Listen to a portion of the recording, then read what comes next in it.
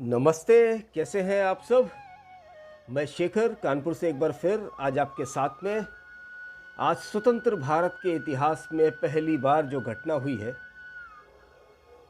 वो घटना हम सभी भारतीयों को जानने और देखने की ज़रूरत है मित्रों। पहली बार स्वतंत्र भारत के इतिहास में एक प्रधानमंत्री जिसने भ्रष्टाचार के खिलाफ आर पार की लड़ाई का आह्वान कर दिया है। ये बात है दिल्ली के विज्ञान भवन की, जहां पर सीवीसी, जो भारत की ज़्यादातर सभी जांच एजेंसियों को हेड करता है, वहां पर सीवीसी के हेड के अलावा जितनी भी जांच एजेंसियां भारत के हैं, उसके कई अधिकारी और वरिष्ठ अधिकारी, सब लोगों की उपस्थिति में प्रधानमंत्री जी ने जो भ्रष्टाचार के खिलाफ लड़ाई का आह्वान किया है, वो इस भारत की जनता को देखने और समझने की बहुत ही आवश्यकता है। ये एक ऐतिहासिक घटनाक्रम जो स्वतंत्र भारत के इतिहास में आज पहली बार हुआ है। इस घटनाक्रम के तहत प्रधानमंत्री जी ने खुलेआम साफ तौर से सारी जांच एजेंसियों को एक ग्रीन सिग्नल दे दिया है कि आप, चाहे भ्रष्टाचारी कितना भी बड़ा ताकतवर हो, चाहे भ्रष्टाचारी की ताकत अंतर्राष्ट्रीय या राष्ट्रीय लेवल पे कितनी भी बड़ी हो, उसके खिलाफ आप कार्रवाई शुरू करें। आपको डिफेंसिव होने की ज़रूरत नहीं है, आपको किसी भी अपराध बोध से ग्रसित होने की ज़रूरत नहीं है। पहले एक काम करते हैं, पहले ये वीडियो प्रधानमंत्री जी का देखते हैं, उसके बाद इस चर्चा को शुरू करते हैं। ये वीडियो आपके लिए। इसलिए भ्रष्टाचारी चाहे कितना भी ताकतवर क्यों ना हो, वो किसी भी हाल में बचना नहीं चाहिए। ये आप जैसी संस्थाओं की जिम्मेदारी है। जेल की सजा होने के बावजूद भी, भ्रष्टाचार साबित होने के बावजूद भी कई बार भ्रष्टाचारियों का गौरवगान किया जाता है। मैं तो देख रहा हूं ऐसे ईमानदारी का ठेका लेकर के घूमने वाले लोग, उनके साथ जाकर के ऐसे हाथ पकड़ के फोटो निकालने में शर्म नहीं आती उनको। देखिए, तर्क देते हैं। अब तो भ्रष्टाचारियों को बड़े बड़े सम्मान देने के लिए वकालत की जा रही है। ये कभी ऐसा हमने सुना नहीं देश में। भ्रष्टाचार और भ्रष्टाचारियों के विरुद्ध कार्रवाई करने वाले सीबीसी जैसे सभी संगठनों को, और यहां सभी उस आपकी एजेंसी के लोग बैठे, आपको डिफेंसिव होने की कोई जरूरत नहीं है।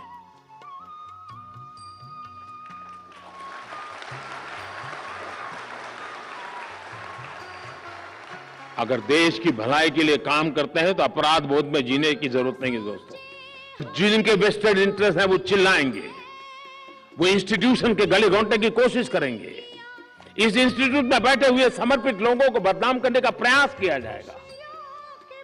ये सब होगा। मैं लंबे अरसे तक इस व्यवस्था से निकला हुआ दोस्तों। लंबे अरसे तक हेड ऑफ द गवर्नमेंट के रूप में काम करने का मुझे अवसर मिला है। मैंने बहुत गालियां सुनी, बहुत आरोप सुने, कुछ बचा नहीं मेरे लिए। लेकिन जनता जनार्दन ईश्वर का रूप होती है। मित्रों, ये वीडियो आपने देखा। इस वीडियो में भारत के प्रधानमंत्री नरेंद्र मोदी जी साफ साफ एक सीवीसी की बैठक, जो सारी जांच एजेंसियों को हेड करती है भारतवर्ष में, उनको साफ साफ इंस्ट्रक्शंस दे रहे हैं कि आप डिफेंसिव मत होइए, आप अपराध बोध से ग्रसित मत होइए। क्योंकि भारत के अंदर अभी तक हमने देखा है, ये भारत के जितने भी राजनीतिक भ्रष्टाचारी हैं, ये एक विक्टिम कार्ड खेलते हैं कि ये जो भ्रष्टाचार के आरोप मेरे ऊपर हैं, ये किसी राजनीतिक विद्वेष के कारण लगाए गए हैं। आज इसका एग्जाम्पल भी हमारे सामने है। आज जब ईडी का सम्मन था छत्तीसगढ़ के मुख्यमंत्री सोरेन को, जिनके जानने वालों के घरों से AK-47 और हजारों करोड़ रुपए का कैश मिला, आज वो ईडी के ऑफिस में उपस्थित नहीं हुआ। कि हमारी, आपकी या आम किसी भी जनता के व्यक्ति की इतनी हिम्मत है कि ईडी आपको अगर सम्मन करे और आप ईडी के ऑफिस में उसके सम्मन को मानते हुए वहाँ पर हाजिरी या उनकी पूछताछ के लिए उपस्थित ना हो। ये विशेषाधिकार इन राजनीतिक दलों ने भारत में लेके रखा हुआ है वर्षों वर्षों से। उसके बाद प्रधानमंत्री जी ने अपने साफ साफ शब्दों में एक हरी झंडी सीवीसी को दे दी है कि आप डिफेंसिव ना हो, आप अपराध बोझ से ग्रसित ना हो, क्योंकि इनका प्रोपोगंडा हमेशा रहता है भारत के राजनीतिक दलों का। पिछले 70-75 सालों में जो हमने देखा, ये जो वामपंथियों का एक एजेंडा है, एक विक्टिम कार्ड खेलने का, ये अपनी जनता को, भारत की जनता को, अपने प्रदेश की जनता को, अपने पार्टी के कार्यकर्ताओं को भ्रमित करते हैं कि ये जो हमारे ऊपर जो भ्रष्टाचार के मुकदमे हैं वो किसी पॉलिटिकल वेंडेटा के कारण हमारे ऊपर लगे हैं। आज की परिस्थितियां आप देखें, दिल्ली का एक मुख्यमंत्री है जो कि अपने आप को कट्टर ईमानदार बोलता है, अरविंद केजरीवाल। उसको मैं बोलता हूँ कालनेमी असुर आज की तारीख का। वो असुर अपने उप मुख्यमंत्री मनीष सिसोदिया, जो कि एक शराब का माफिया है, ये पूरी भारत की जनता जान गई है, उसको बोल रहा था शिक्षा के क्षेत्र में इस शराब माफिया ने जो काम किया है, इसको तो भारत रत्न का अवार्ड देना चाहिए। यही अरविंद केजरीवाल और कई खैराती पत्रकार इन्हीं भ्रष्टाचारियों के साथ में, जिनको सजा मिल चुकी है, मैं लालू प्रसाद यादव की बात कर रहा हूँ, इनकी बाइट लेने के लिए, इनका इंटरव्यू करने के लिए, इनको महिमा मंडित करने के लिए लाइन लगा के उस भ्रष्टाचारी, उस चोर का इंटरव्यू करने के लिए, उसको महिमा मंडित करने के लिए काम करते रहते हैं। तो उन्होंने साफ साफ बोला ये करेंगे, और उन्होंने अपना व्यक्तिगत एक उदाहरण भी दिया कि जब मैं चाहे गुजरात का मुख्यमंत्री रहा, उसके बाद में चाहे मैं प्रधानमंत्री रहा, इन लोगों ने मेरे साथ क्या किया, ये एक उदाहरण है। आपको पता होगा सोनिया एंटोनियो मानियो जो 10 जनपद में मैडम रहती है, उन्होंने अर्बन नक्सल्स और खैराती लुटियन गैंग के साथ मिलके किस ढंग से गुजरात राइट्स के अंदर नरेंद्र मोदी को वर्षों वर्षों तक कटघरे में खड़ा रखा और उसको हत्यारा, उसको मौत का सौदा कर तक इस महिला ने बोला, जो खुद अपने बेटे के साथ में जमानत पे घूम रही है। तो ये एग्जाम्पल देते हुए भी जब एक लीडर, जब एक देश का नेता अपनी एजेंसीज को एक लीडर बनके जब कोई बात बोलता है, तो इसकी बातों की गंभीरता को हम सभी लोगों को जानने और समझने की जरूरत है। ये तय है कि आने वाले समय में वो कब होगा, उसका कालखंड क्या होगा, ये जानकारी नहीं है, लेकिन ये तय है कि इन सभी भ्रष्टाचारियों के खिलाफ, चाहे वो वेस्ट बंगाल में ममता बनर्जी हो, सब भारतीयों ने देखा हजारों करोड़ रुपयों का किए पैसे उनके मंत्रियों के घरों से निकले।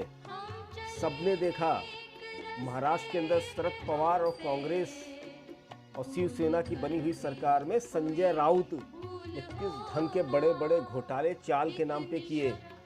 सबने देखा कि दिल्ली का कालनेमी असुर अरविंद केजरीवाल कट्टर ईमानदार किस ढंग से भ्रष्टाचार में डूबा हुआ है।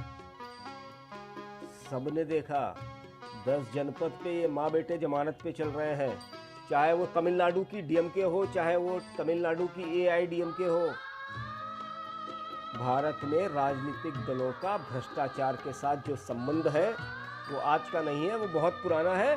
और इन सभी लोगों को ऐसा लगता है ये हमारा कॉन्स्टिट्यूशनल राइट है, ये हमारा संवैधानिक अधिकार है।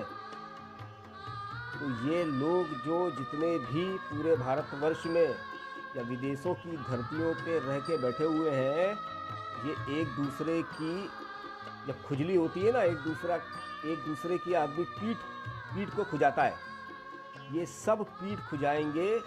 ये मोदी जी ने बोला है ये सब नाटक करेंगे, ये बहुत चिल्लाएंगे, बिलबिलाएंगे, सड़कों में नारकी फैलाने की भी कोशिश करेंगे, लेकिन हमें राष्ट्र के लिए काम करना है। जब राष्ट्र को प्रथम मान के अपना कर्तव्य करते हो तो भारत की जनता बहुत समझदार है। इन लोगों ने मेरे साथ जो षड्यंत्र किए उसके बाद भी भारत की जनता ने मुझे 2 बार प्रधानमंत्री और इस देश का नेता चुना। तो जनता आपके साथ में है।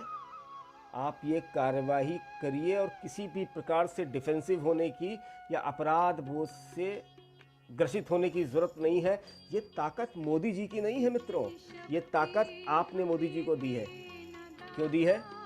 जब नोटबंदी हुई, देश के अंदर इन वामपंथियों ने, अर्बन नक्सल्स ने, ये भ्रष्टाचारी पार्टियों ने, भ्रष्टाचारी लोगों ने पूरी कोशिश करी किसी भी तरीके से देश के अंदर अराजकता का माहौल हो। क्योंकि इन्होंने एक नैरेटिव फैलाया कि भैया अपना पैसे लेने के लिए हम लाइन क्यों लगाएं। लेकिन ये भारत की जनता है, ये बहुत समझदार है। उसने भारत देश जो इतना बड़ा राष्ट्र है, कहीं एक भी इंसिडेंट ऐसा नहीं किया जिससे मोदी जी की छवि खराब हो।